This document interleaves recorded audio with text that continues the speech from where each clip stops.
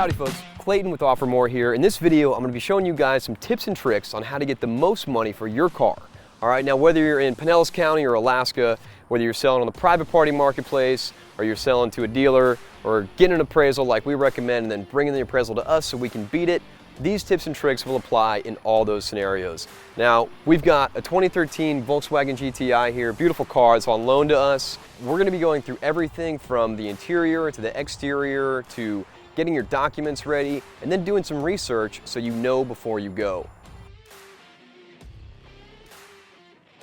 Okay, so starting with the interior, get everything out of your car. Get all the junk out of the trunk, get it out of the glove box, get it out of the back of the car, the floorboards, clear everything out. This is also going to make it much easier for you to do the next step in this process, which is clean the interior.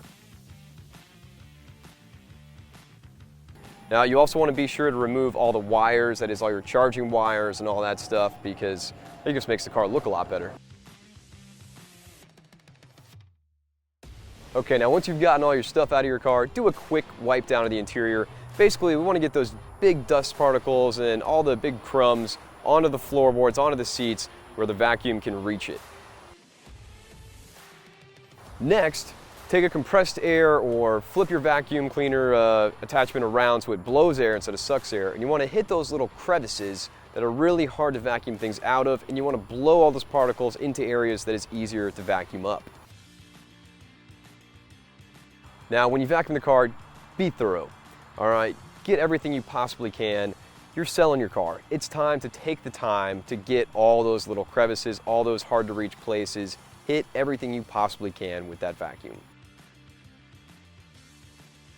All right, now if you've got stains in your car, you do want to take the time to shampoo them. A lot of stains come out really easy. Now if you've got ink stains and whatever that isn't coming out of the car, that's all right, you've just got to move on. If it's a high dollar car, let's say it's worth maybe $10,000, $15,000 or more, it might be worth taking a professional and having them really try to steam clean those stains out. Now, if it's a car that's only worth a couple grand or even a couple hundred, you're probably not going to see the return on your money when it comes time to sell the car. Another great thing though about shampooing the interior is it makes the car smell fantastic. Now, let me back up real fast. One other factor with shampooing the car, stains that are easy to get out of there, well, appraisers don't necessarily know what's easy to get out and what's not. So if you're able to get those stains out of there, they're definitely going to give you a higher value for the car when it comes time to get that appraisal. All right, so you vacuumed, you shampooed, interior is looking great. The next step is to really clean that dash. We do recommend here in Florida that you use some type of protectant, something that's going to help protect the dash from the sun. The drier your dashboard gets, the faster it's going to crack and deteriorate. Also, cleaners that do kind of shine the dashboard a little bit do make that dashboard look all that better to a potential buyer. All right, now once you're done with all that other stuff we've gone through so far, it's time to clean the inside of the windows because when you spray things on here, there's a good chance you're going to get overspray, so we always recommend you do the windows last. All right, now this demonstration car we're working with, of course, has leather.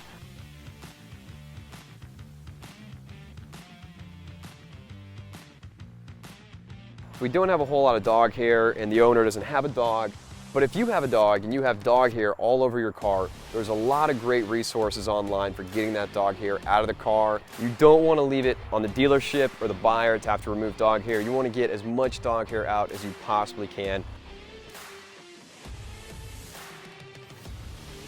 This car right here smells fantastic. Does yours? If not, that's okay. But if it stinks, you need to take care of that. Nobody wants to buy a stinky car, okay? So hopefully whatever the smell is something simple. If you shampoo the carpet, it might get that smell out of there. If it's an egg or something foul, take it to a professional. It could almost stop you from selling your car if it absolutely reeks. So if you've got mold, mildew, egg smell, bad dog smell, cigarette stench, whatever it is, if it stinks, it is a big red flag to a dealership. If you're trying to sell it on private party, you can pretty much forget about it. Unless you're giving the car away at like 1/10 of what it's worth, you're not going to be able to sell a stinky car. So get that taken care of. Start with shampooing. We're going to put some links in the video description here and on our website at weoffermore.com on how to get bad odors out of your car before you take it in to get an appraisal or to sell it. All right, now after you're done with the interior of the car, you want to go ahead and do the engine before you do the exterior. In this particular car, let's see how they've done. All right, not too bad. I can see he's wiped everything down at least. Now there are some ways to actually, this stuff actually out of there. I'll put some links in the description. So yeah, if you have the time, take the time, clean that up even better than this is. However, not bad. If I were looking to buy this car, I certainly wouldn't worry too much about that grease. Somebody appraising your car and a private party buyer, they just might. So if you have the time, take it, do it right. All right, now, while you've got the hood open, before you start cleaning the engine, you actually want to go ahead and top off all your fluids. Now, it's good here, it's good here. Check everything, make sure all your fluids are completely topped off, then clean your engine. Obviously, because if you have any overspill, you can take care of that when you clean it. All right, now we're gonna move on to the exterior of the car. When it comes time to wash the car, and this is pretty much a rule of thumb, always use the 2-bucket method. Now that's where you have a bucket with soapy water and a bucket with clean water. You're gonna take your sponges, get the soapy water on them, clean, and then bring your sponges to the clean water, rinse them, and then get the soapy water on them. What this does is it gets that dirt and debris off the sponges into bucket A, then you come to bucket B with your soap, and this helps keep scratches and light hairline scratches especially off your vehicle. All right, now before you finish washing, the question is it worth it to clay bar your vehicle? I'm not gonna get into the whole clay bar process, but what it ultimately does is remove abrasions and small particles that are really trying to stick to your paint. It also removes wax, so if you do clay bar the car, you need to immediately then wax the car. Now whether you're clay barring or not, we always recommend doing at least something like a carnauba wax to really bring out that paint's shine. After you've washed the car, you've done the interior, you really want to hit the door jambs. Door jambs are always overlooked, and when you clean these up, it really makes a difference.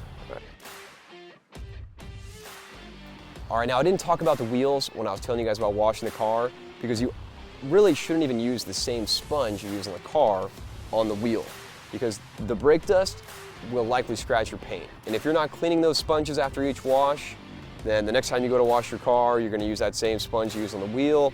Not good for the paint. Ultimately though, take good care of your wheels. Wash them well before you go in to get the appraisal. Clean them up real nice. And then we do recommend tire shine. I know in like the enthusiast sports car realm, tire shine's kind of an iffy thing, but when it comes time to sell your car, you want it to look its absolute best, and tire shine is fully recommended by OfferMORE.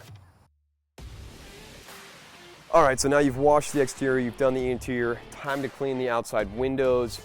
Be thorough, get everything off the windows you possibly can.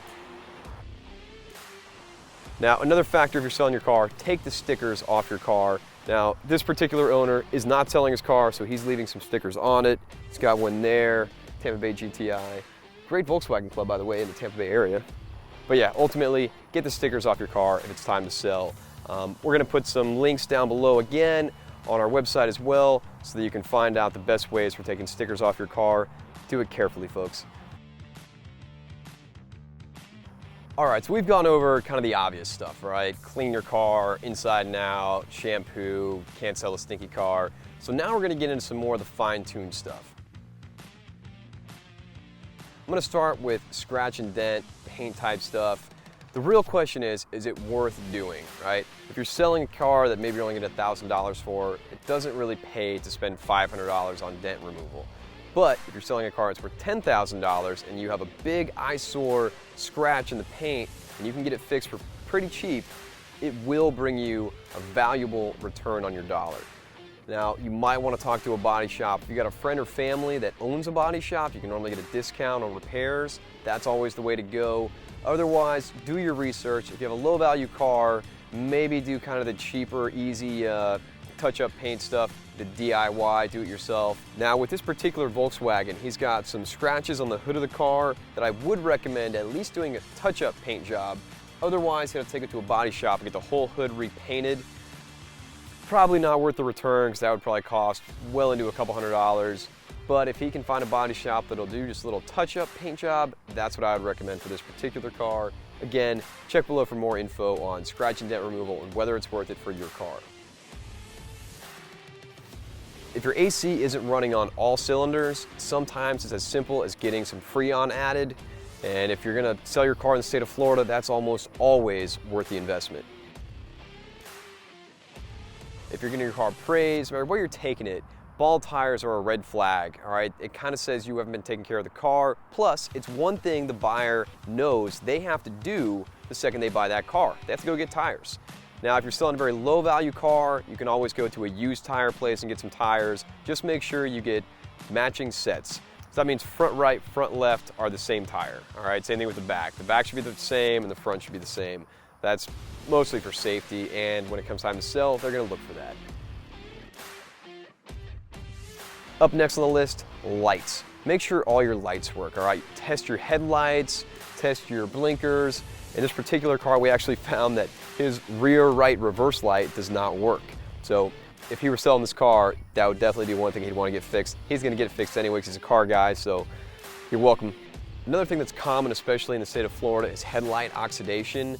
Now, I'm gonna put some pictures here as to what that means and what that looks like. If your headlights look like this, you can go to Advanced Auto Parts and buy some kits. Be sure to follow the instructions, and it can take your car's headlights from looking really foggy, really bad, to crystal clear. And for the money you spend on that kit, that is almost always worth it if your car needs it.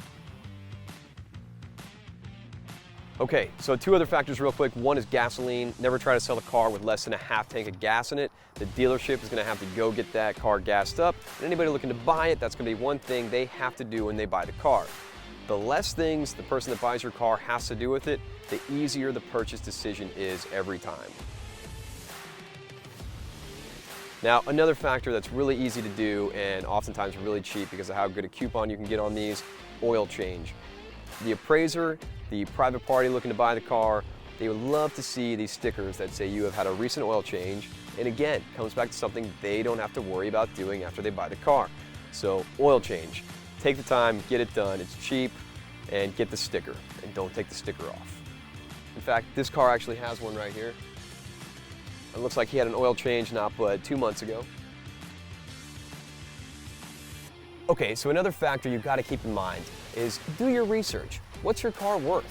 Go to kbb.com, put in all your details, and be sure to check out a couple of numbers. One is the trade-in value, and the other is the private party value.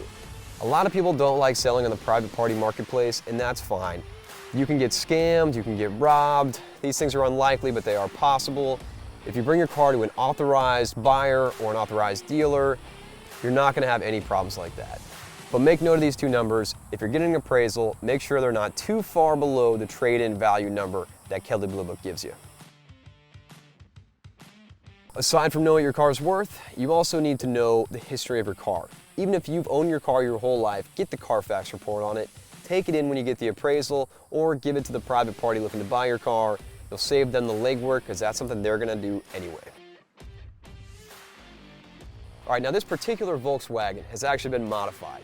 Now, if you have a modified car and you're looking to sell it, we do recommend you take it back to stock. These wheels apparently were powder coated, so they are the factory wheels. That's fine, but this car has been lowered. And so you can tell here this wheel gap, that's not factory. So some buyers are gonna have an issue with that. They're gonna say, oh man, if I buy this car, you know, is it gonna hit potholes really bad? Is the wheels gonna fall off? What's gonna happen with this car? So put the factory springs back on. Anything that's factory that you have laying around in the garage, put it back on the car. Also, badges. Okay, now I know for a fact when the owner got this car, it had GTI right there. No longer has that. Well, guess what? The buyer is looking for that. If you don't have it in your garage, buy it. I'm sure it's not more than a couple bucks on eBay. Stick it back on there, all right? Also, black emblem, looks great. This guy loves it. However, potential buyer, they've been looking at this car online. It has a chrome VW logo. So put that back on. Now also this Volkswagen has a beautiful cargo box up here. When it comes time to sell this car, he's not gonna get the money he spent on that back. He's gonna be better off taking that off and selling it, private party, selling it on Facebook Marketplace, Craigslist. There are a lot of car enthusiasts out there, so if you have aftermarket parts, you're more likely to be able to sell those on their own. than you would be to sell them with the car, because you won't get your money back for them. In fact, they'll only diminish the value. If you've prepped your car a week in advance and now it's time to actually go sell, give it a quick wash, all right, dry it up, that way it's shining on the day of. The day of is really the most important day, obviously.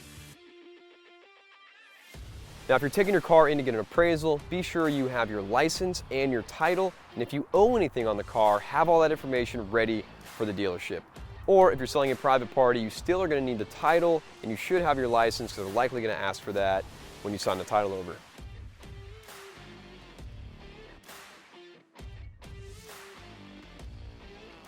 All right, so we went over a lot of information in this video. We did it pretty fast. If you haven't been watching this video on the WeOfferMORE.com website, be sure to check the video link below. Head over there. We've got a whole article that writes up everything we've gone over here just for you. Check it out. Leave a comment down below on our blog page there, or leave it on this video description. If you have anything you think we should add to this how-to tutorial, be sure to comment it below and we will add it if it's any good. Most likely it is. A lot of smart people out there. We appreciate your feedback. All right, this has been Clayton with OfferMORE, coming to you from the beautiful Lake Seminole Park in Pinellas County, Florida. Thanks so much for watching. Have a great day and good luck getting the most for your car.